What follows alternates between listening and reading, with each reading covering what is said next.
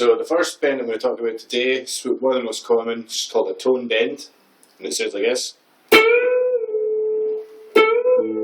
It's basically replicating this kind of sound you get from doing a slide. It's exactly the same. Sounds a bit smoother maybe. Your tone bend is a good way to practice it.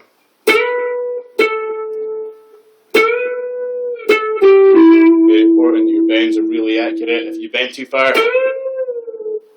it's not the. There's your tone bend. Same technique, semitone bend.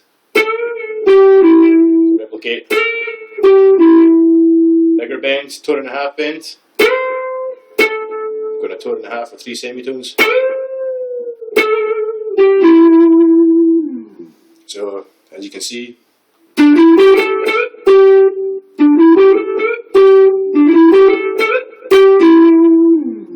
the bigger the bend I'm doing, the more pressure I'm using with these fingers for all these bends. Using my third finger to push it up, supported by my second finger and my first finger too. So that's that. Yeah, it's your quite common bends. Got a microtonal bend, also known as a quarter tone bend. So a typical lick that might put all these kind of bends together.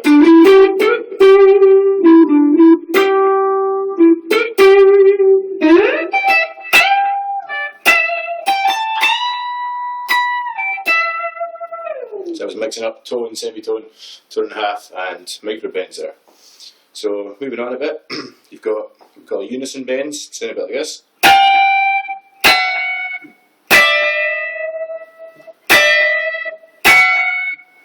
So with these bends, what I'm doing is playing the 2 strings at one time, and I'm bending the B string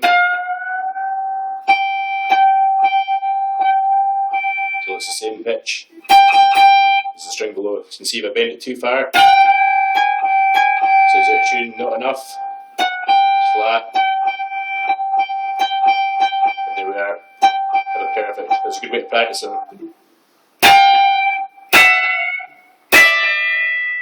So your unison bends, use it all the time, people like everyone, Jimi Hendrix, Angus Young, all sorts of players. So moving on, this next one's called a choke bend. I first heard this in a Ritchie Blackmore solo. One of my favourite guitarists, and it goes something like this.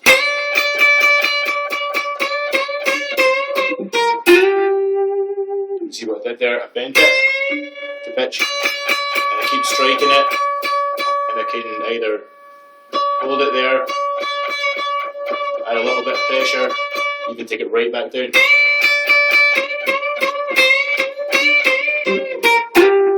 So choke bend. It's a choke bend.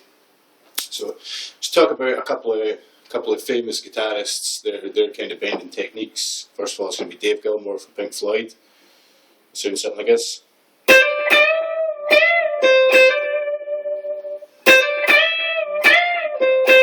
what I'm doing there is bend it up, tone, tone and a half.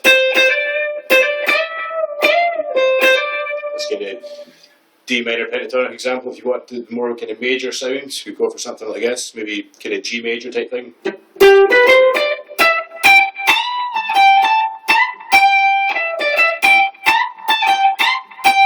So same thing there.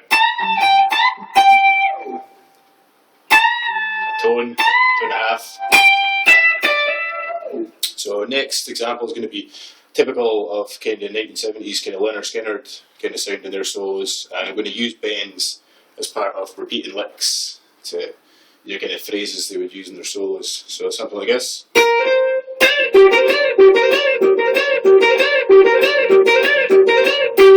can see what I'm doing there. Bend, pull off, and then hitting the G note there. You can repeat that as many times as you want. Add a bit of excitement to that solo, that example.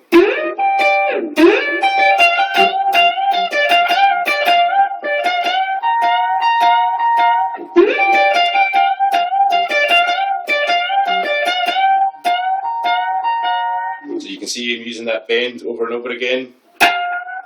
Sometimes adding a bit of vibrato, sometimes hitting that note, same as a unison, sometimes hitting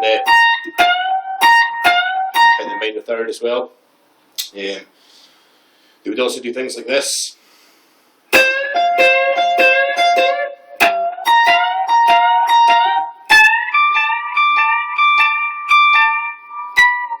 So there you go, learner's curve example. So all together we've got our semitone bend, tone bend, tone and a half bend, micro bend, unison bends, short bends, Dave Gilmour style bends,